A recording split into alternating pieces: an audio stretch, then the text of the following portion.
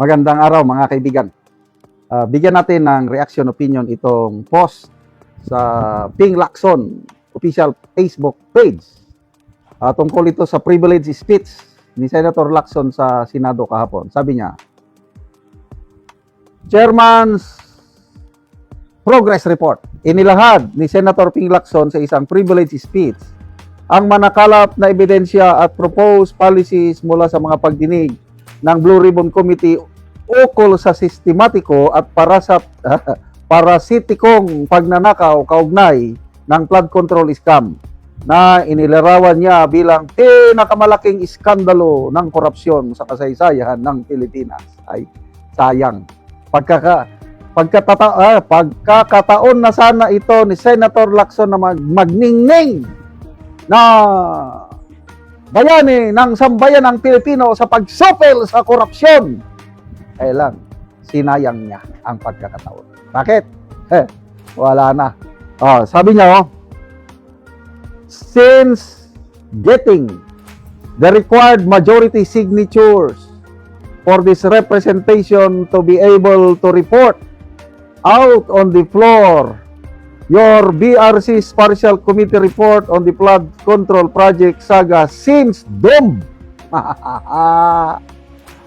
Napakyas, natalo, doomed. So, mabuti namin niya na as Blue Ribbon Committee Chairman, he is doomed. Failure siya dahil halos walang gustong pumirma sa kanyang partial report. Kaya ang ginawa niya, nag-privilege speech na lang. Ang kawawang chairman.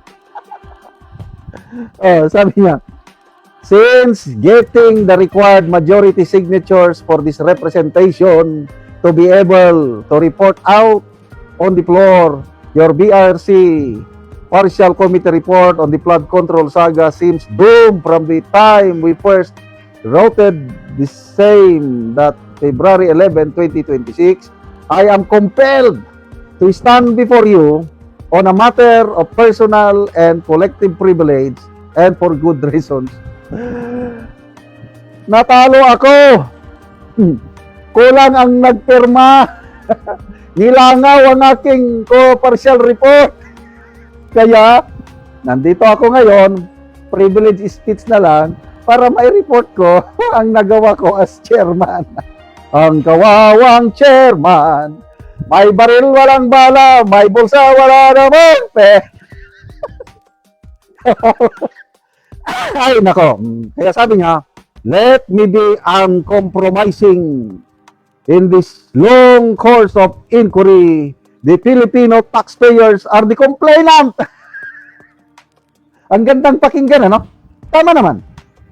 Kasi taxpayers money yung nakasalalay. Tayo talaga ang complainant. Kaya bakit hindi niya, yung galing niya bilang investigador, hindi niya ginamit. Kaya nga, sayang. Sayang. Bakit ka ba nagkaganya? Wala na, idaan na lang natin sa kanta eh. Sabi niya, our duty to them, tayo daw. Ang duty daw ni Lacson. Our duty to them is to answer these three fundamental questions. Number one, where did the money go? Di siyempre, sa maleta. Maleta. Simple. Ano pa? How was this corruption executed? Di siyempre, may tatlong mastermind. Alam ko na kagad ang rason eh. Ano pa? How do we fix the system so it never happens again? Mag-resign kayo.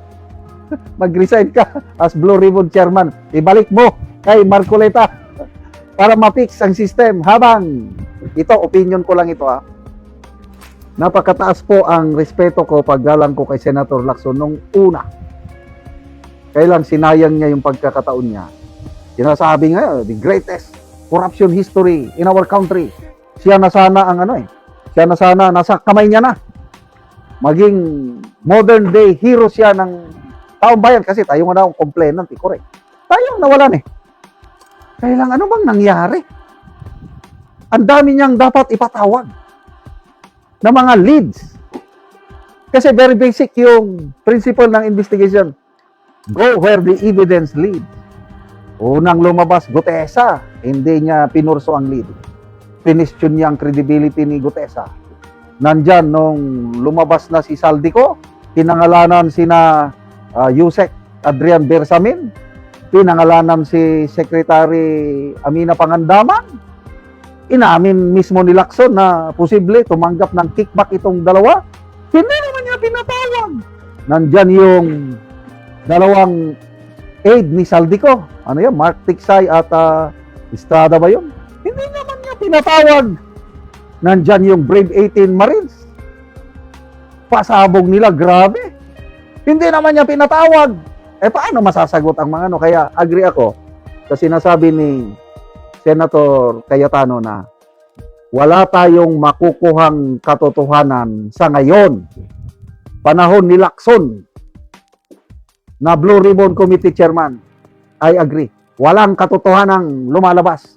Dahil isa ko sa naniniwala, perception ng karamihan, yung narrative na sinasabi ni Lacson, na selective investigation, naniniwala ko, there is selective investigation sa ginagawa ng Blue Ribbon. I'm sorry, opinion ka lang ito, I might be wrong. But I am entitled to my own opinion. Sinayang mo, Senator Lacson, ang pagkakataon na maging bayani ka sana. Ano ngayon, nilangaw ang kanyang committee report, walang pumirma, at inaamin niya, his report is doomed. Salamat naman. At inamin niya ang kanyang kakulangan. Salamat mga kaibigan sa inyong pagsubaybay sa channel na ito.